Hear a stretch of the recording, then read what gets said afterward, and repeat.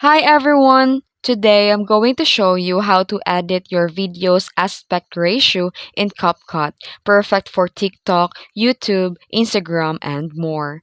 Let's get started. First, open a CapCut app and choose a project or tap a new project to start a new one. Then once your video is in the timeline, tap on Edit and then look for the Format option in the bottom menu. Here you'll see a different aspect ratio for popular platforms. 9:16 is for TikTok and Instagram Reels, while the 16:9 is for YouTube. 1:1 is for Instagram feed, and 4:3 is for Facebook.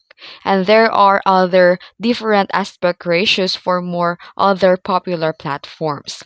And then tap one you need, and the CapCut will automatically adjust the video size.